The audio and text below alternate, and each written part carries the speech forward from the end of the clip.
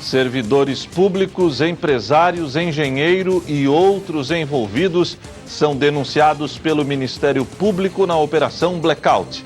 ANREC confirma convênio para a recuperação de rodovias estaduais da região.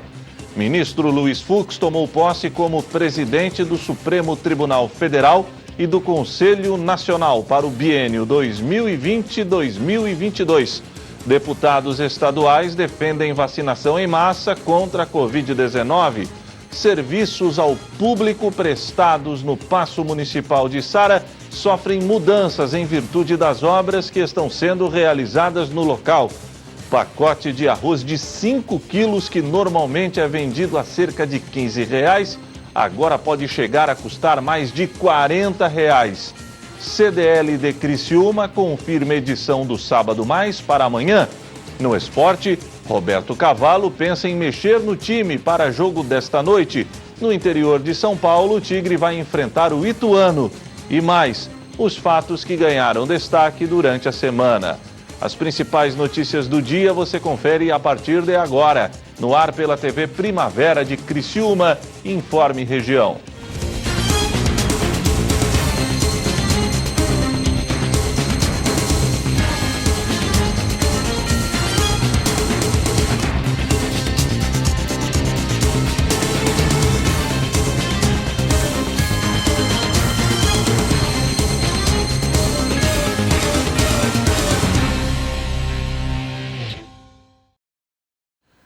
Hoje é sexta-feira, dia 11 de setembro de 2020. A você que sintoniza a programação da TV Primavera de Criciúma, boa tarde.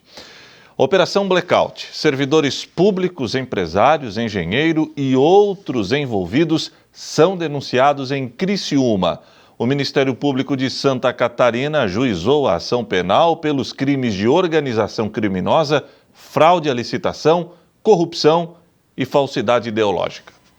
O Ministério Público de Santa Catarina apresentou à Justiça ação penal pelos crimes de organização criminosa, fraude à licitação, corrupção e falsidade ideológica contra 13 pessoas, entre servidores públicos, empresários e engenheiro, envolvidas na Operação Blackout. A ação penal foi ajuizada pela 11ª Promotoria de Justiça da Comarca de Criciúma, com base em investigação desenvolvida conjuntamente com o Grupo de Atuação Especial de Combate ao Crime Organizado, GAECO. Na ação, o Ministério Público detalha a suposta organização criminosa formada desde o início de 2019, arquitetada por um empresário e um servidor público, com o propósito de obterem direta ou indiretamente vantagem de qualquer natureza, mediante a prática dos crimes de fraude a processo licitatório, falsidade ideológica e corrupção. De acordo com a ação, a organização criminosa teria frustrado o caráter competitivo de pelo menos 9 processos licitatórios realizados pela Prefeitura de Criciúma, referentes à aquisição de materiais elétricos ou prestação de serviços de iluminação pública entre março de 2019 a agosto de 2020. O esquema objetivava o direcionamento da contratação para pessoas jurídicas do grupo criminoso.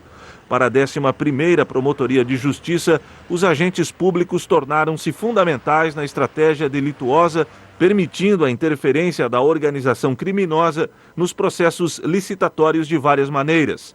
Na elaboração dos projetos, de modo a inserir exigências para dificultar ou inviabilizar a participação de outros licitantes, na elaboração do preço, de modo que os orçamentos eram fornecidos pelas empresas do grupo e outras parceiras ajustadas entre si, na escolha de modalidades e de sistema de licitação inadequados, visando impedir a participação de outros concorrentes, e na aditivação de contratos com acréscimo de itens sem qualquer justificativa razoável, sempre no limite máximo permitido em lei, entre outras circunstâncias.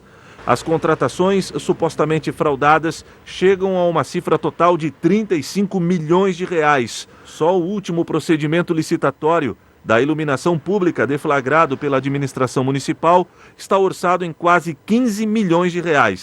Essa licitação está em andamento, mas o Ministério Público já ajuizou ação cautelar requerendo a suspensão. O juiz de primeiro grau indeferiu o pedido liminar, porém a Promotoria de Justiça já recorreu ao Tribunal de Justiça. A ação penal será analisada agora pela primeira vara criminal. Só após o judiciário receber a ação, os envolvidos passam a ser réus no processo e inicia-se então o devido processo legal. Foi assinado o contrato para a realização do serviço de manutenção nas rodovias estaduais da região via SIM-ANREC. Acompanhe. A empresa CETEP de Criciúma vai realizar o serviço de manutenção nas rodovias estaduais que cortam os 12 municípios da ANREC. A assinatura do contrato com o consórcio intermunicipal multifinalitário SIM-ANREC, no chamado Serviço Tapa-Buracos, pelo projeto Recuperar do Governo do Estado, foi realizada no fim da tarde de quinta-feira. O valor total do contrato é de R$ 1.776.000, que será pago conforme a execução do serviço prestado. O contrato vai até o final de 2020. O projeto Recuperar ainda prevê em seu convênio a execução dos serviços de sinalização com a pintura e colocação de placas que vem sendo executado pela empresa Sinarodo. O serviço de roçada, que está em nova fase de licitação depois da empresa vencedora iniciar o trabalho e desistir do contrato, também está em fase de licitação.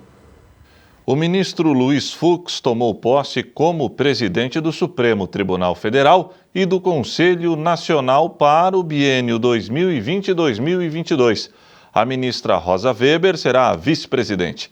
A cerimônia teve público restrito em razão da pandemia.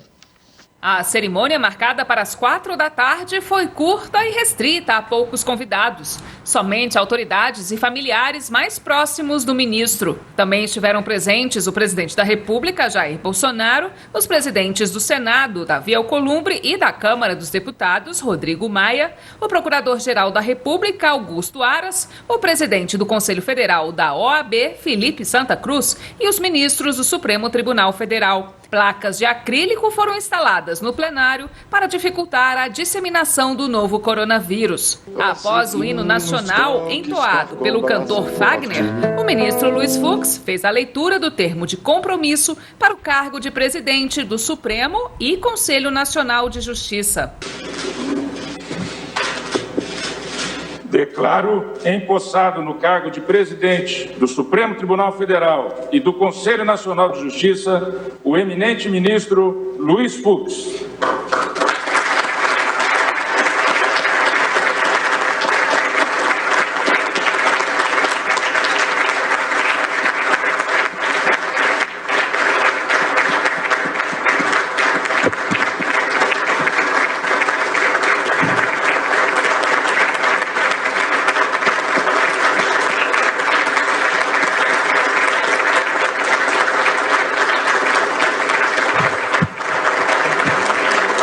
Na sequência, a ministra Rosa Weber também fez o mesmo para o cargo de vice-presidente do STF e do CNJ.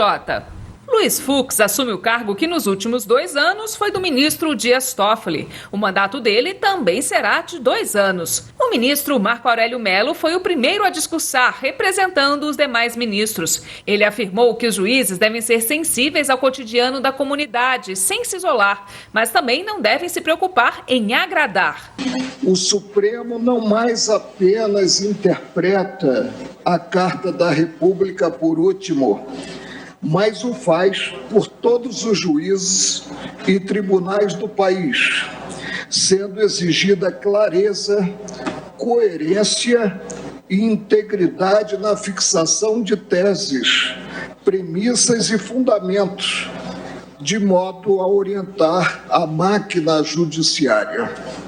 O Código de Processo Civil tem sido diploma fundamental, retratando a atualidade do pensamento. Não há como apartar o Supremo dos integrantes.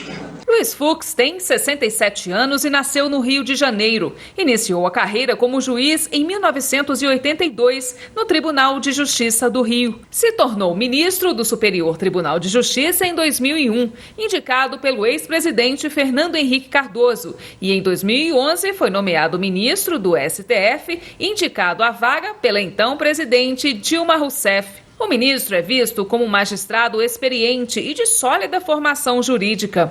A eleição de Luiz Fux à presidência da Corte seguiu a tradição de indicar ao cargo o ministro com mais tempo de tribunal que ainda não tem exercido a função. Em 9 anos como ministro do Supremo, Fux relatou e decidiu casos históricos envolvendo temas de combate à corrupção e direitos fundamentais. Ele relatou, por exemplo, ações sobre a lei da ficha limpa e quebra de sigilo bancário na divulgação pelo BNDES ao Tribunal de Contas da União de dados das operações financeiras com grupos econômicos. Uma das decisões de maior repercussão foi dada em novembro de 2018, quando Fux revogou o auxílio moradia para juízes, integrantes do Ministério Público, defensorias públicas e tribunais de contas. Luiz Fux tem dito que a gestão dele seguirá 2 eixos principais: a proteção ao meio ambiente e o combate à corrupção. Mas, em meio à pandemia do novo coronavírus, o novo presidente do STF deverá dar atenção especial aos processos que tragam segurança jurídica na retomada da economia. Quem está à frente da corte costuma influenciar nas escolhas das ações que estarão em julgamento. Em seu discurso, o ministro Luiz Fux homenageou as vítimas do coronavírus no Brasil. Ele também criticou a chamada judicialização da política, quando temas discutidos no parlamento são levados até os tribunais. Ele também abordou o combate à corrupção e citou a investigação que culminou na Operação Lava Jato e no Mensalão. O novo presidente do STF falou ainda que estará aberto ao diálogo e à conciliação.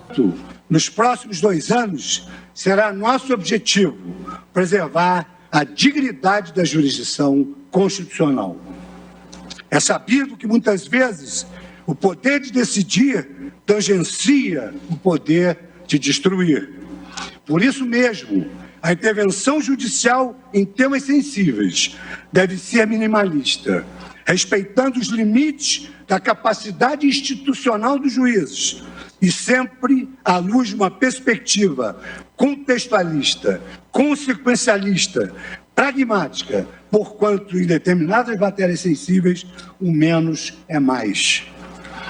Por outro lado, se devemos deferência ao espaço legítimo de atuação política, não podemos abrir mão da independência judicial atuante por um ambiente político probo, íntegro e respeitado. De forma harmônica e mantendo um diálogo permanente com os demais poderes, o Judiciário não hesitará em proferir decisões exemplares para a proteção das minorias, para a proteção da liberdade de expressão, para a proteção da liberdade de imprensa e para a preservação da nossa democracia e do sistema republicano de governo. Igualmente, não mediremos esforços para o fortalecimento do combate à corrupção que ainda circula de forma sombria em ambientes pouco republicanos em nosso país. Como no mito da caverna de Platão, a sociedade brasileira não aceita mais o retrocesso à escuridão. E nessa perspectiva, não admitiremos qualquer recuo no enfrentamento da criminalidade organizada, da lavagem de dinheiro e da corrupção.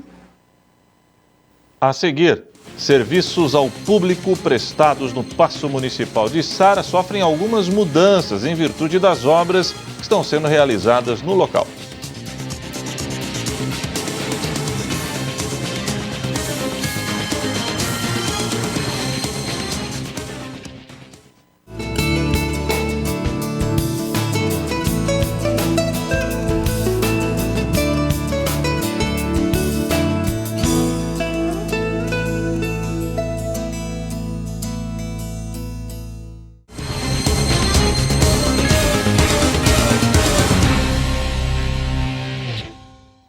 Deputados estaduais de Santa Catarina são favoráveis à vacinação contra o novo coronavírus, desde que a mesma seja feita de forma em massa na população. O tema foi debatido na Assembleia Legislativa Catarinense. A pandemia do novo coronavírus é assunto que sempre está em pauta. Diante de todos os esforços destinados ao controle do contágio pela doença, deputados estaduais defenderam a vacinação em massa organizada no estado. A discussão foi durante a sessão ordinária da Assembleia Legislativa nesta quinta-feira. Os deputados reforçaram que outras vacinas de controle a doenças não podem ficar de lado nesse período. Defenderam campanhas para vacinar a população, já que há registros de redução de imunização durante o período de pandemia. A taxa da vacinação cai, o risco de aumentar doenças já erradicadas é muito grande. Um exemplo de que a vacinação é eficaz é o anúncio do fim do surto do sarampo em Santa Catarina. Após 21 semanas sem registro de novos casos, a Secretaria do Estado confirma o fim do surto que começou em julho de 2019. Outro assunto trazido foi a aplicação da lei que exige que a entrada de mercadorias importadas de países do Mercosul seja pelo Porto Seco de Dionísio Cerqueira, no oeste do estado, já que empresas recebem benefícios fiscais para atravessar pelo estado catarinense e aí sim chegar a outros estados da federação. Mas o governo do estado editou um decreto que prorroga o início da aplicação da lei para o ano que vem. Deputados pedem a suspensão desse decreto. Nós defendemos a sustação. Nós temos 5 bilhões de mercadorias que vêm do Mercosul e que estão entrando só 300 milhões por Dionísio Cerqueira e 4 bilhões e 700 pelos portos ou de Uruguaiana ou de Foz do Iguaçu e recebendo incentivos fiscais em Santa Catarina. Então não é justo, porque o ganho do Estado com esses valores é de 1,5%. Então o que mais interessa ao Estado é a geração de empregos, é a vinda de novas indústrias, de novos estabelecimentos ligados a essa importação. Também foi debatido o retorno de atividades esportivas de alto rendimento em Santa Catarina. Para o deputado Felipe Estevão, se os jogos amadores de finais de semana podem acontecer, partidas de futsal, basquete e outras modalidades que têm toda a condição técnica de evitar contágio em massa deveriam ser reavaliados pelo governo catarinense. A liga do futsal, esses times, que é o Joinville, o Tubarão, o Jaraguá, o Joaçaba, o Blumenau, eles estão jogando fora do estado. Eles vão para Paraná, Rio Grande do Sul, São Paulo, para que possam jogar as partidas, porque Santa Catarina, talvez por desinformação, não liberou. Então é uma indústria, retorno a dizer, que movimenta R$1,5 milhão por mês em Santa Catarina. Só o Tubarão, ele movimenta 200 mil, 40 famílias envolvidas e essa indústria está parada. Ou seja, é o prato de comida na mesa desses atletas, das equipes, dos patrocinadores e, no entanto, o Estado libera a pelada, que não tem nenhuma testagem, não tem nenhum critério, e não liberaram esses esportes de alto rendimento, que é fundamental nesse momento de crise, onde estão buscando a retomada aí das atividades, ter um olhar criterioso do Estado. Os serviços prestados ao público no Paço Municipal de Sara passaram por algumas mudanças no dia de hoje. As alterações são momentâneas e se fazem necessárias em virtude de obras que estão sendo realizadas no local. Os serviços que funcionam atualmente no Paço Municipal Ângelo Lodete passarão por mudanças nos próximos dias. A mudança que estava prevista para a última semana não foi realizada e, por isso, nesta sexta-feira, os trabalhos foram realizados por conta das adequações que serão antecipadas no atual local. Os atendimentos realizados no Paço Municipal estarão suspensos, mas os serviços presenciais nas secretarias continuarão acontecendo. A mudança para o novo prédio também deixará todas as secretarias sem telefone, pois a central será desligada e instalada em nova sala. Com isso, os setores de tecnologia da informação, procuradoria, contribuição de melhorias, dívida ativa e Secretaria de Desenvolvimento Econômico passam a atender no edifício Furlan, localizado na rua Altamiro Guimarães, próximo da Drogaria Catarinense. Já o gabinete do prefeito e vice-prefeito, imprensa, controle interno, recursos humanos, arrecadação e administração passam a funcionar no novo prédio do Paço Municipal Ângelo Lodete, localizado ao lado da atual estrutura. Os atendimentos ao público voltam a ser realizados na segunda-feira, dia 14. Os trabalhos seguem de segunda a sexta-feira, das 8 da manhã ao meio-dia e das 13 às 17 horas. Outras dúvidas podem ser solucionadas pelo telefone 3431-3500. E o preço de um item essencial na mesa do brasileiro disparou. Um pacote de arroz de 5 quilos, que normalmente é vendido a cerca de R$15, agora pode chegar a incríveis R$40. Em um supermercado do Paraná, o consumidor que quiser levar para casa um pacote de arroz de 5 quilos vai precisar desembolsar R$ 42,99. Na cidade de São Paulo, o valor do produto não chega a tanto, mas dá para perceber o aumento. Neste supermercado, encontramos o pacote de 5 quilos a preços bem variados: R$ 19,98, R$ 21,98, R$ 23,98. Já o mais caro está custando R$ 24,98. O pacote de 2 quilos varia entre R$ 9,56 e R$ 10,96. Já o valor da embalagem menor, de 1 quilo, também varia de acordo com a marca. Vai de R$ 4,58 a R$ 8,48. A Marina levou um susto quando chegou para comprar o arroz e viu que o alimento já não estava mais com o preço que ela costumava pagar. Eu pagava R$12, agora o último pacote de arroz que eu vi está R$25. Tomei um susto, que é a cesta básica, né? É o essencial pra gente. E foi tudo agora, na quarentena. Na casa da Roseni, assim como em milhares de lares brasileiros, o arroz está todo dia na mesa. A cabeleireira conta que durante a quarentena, com a família em casa, o consumo do cereal aumentou. Acaba consumindo mais tudo, né? Arroz, feijão, fruta, é tudo. E tá tudo um absurdo, né? Tudo muito caro. Não tem como economizar. É o que você come todo dia. E não é só o arroz que está mais caro. O feijão, o principal acompanhamento, também está com preço nas alturas. O carioca acumula 45% de aumento nos últimos 12 meses. Neste supermercado, o pacote de 1 quilo custa entre R$ 4,58 e R$ 8,48. E existem algumas explicações para esse aumento de preço.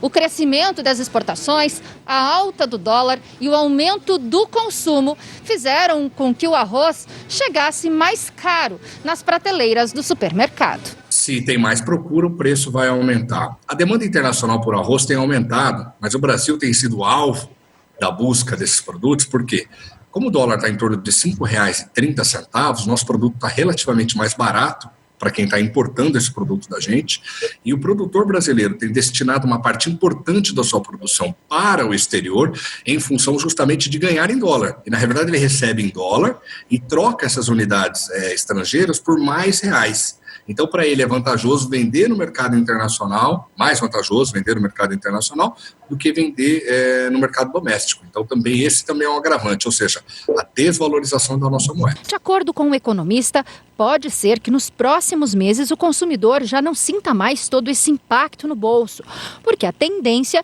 é que o preço comece a cair. O preço do arroz vai voltar ao normal. Então, isso é autorreajustável, né? Então, o nosso câmbio, a nossa moeda começa a valorizar. Tem uma demanda para o exterior, não vai ser sempre fortíssima, assim, aguda como tem sido, então vai se ajustar.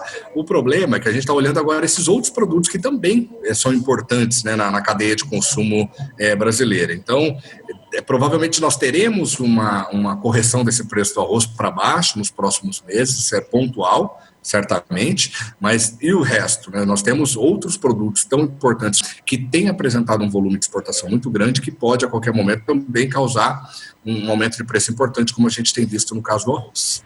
Itens básicos da dieta dos brasileiros, como arroz e feijão, podem comprometer o poder de compra das famílias. Mas, segundo o especialista, não precisa deixar de consumir esses dois produtos essenciais.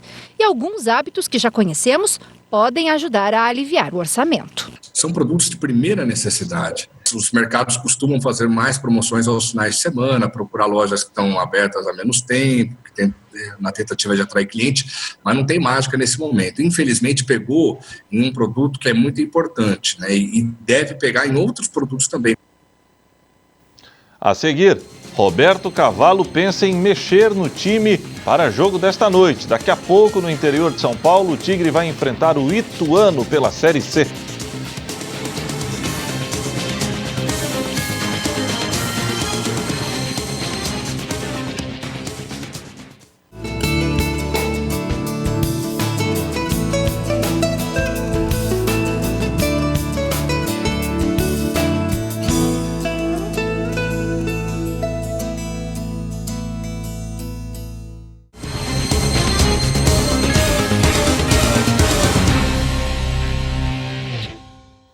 A Câmara de Dirigentes Lojistas de Criciúma confirmou para amanhã mais uma edição do Sábado Mais. Uma boa oportunidade para quem deseja realizar compras e não tem tempo de ir ao comércio durante a semana. O fim de semana será marcado pelos últimos dias da Semana do Brasil e a segunda edição de setembro do Sábado Mais, neste dia 12. Na ação já consolidada no varejo da região, o comércio da cidade atenderá até às 17 horas. A iniciativa, idealizada e realizada pela Câmara de Dirigentes Lojistas de Criciúma, tem como objetivo dar mais comodidade aos consumidores na hora de ir às compras e também evitar aglomerações, respeitando o distanciamento entre as pessoas. A entidade também reforça a importância do cumprimento das demais medidas preventivas ao Covid-19, como o uso obrigatório de máscara e álcool em gel. Tudo para aproveitar com segurança as oportunidades da ação promocional impulsionada pelo governo federal, com a adesão de muitas lojas oferecendo produtos a preços especiais.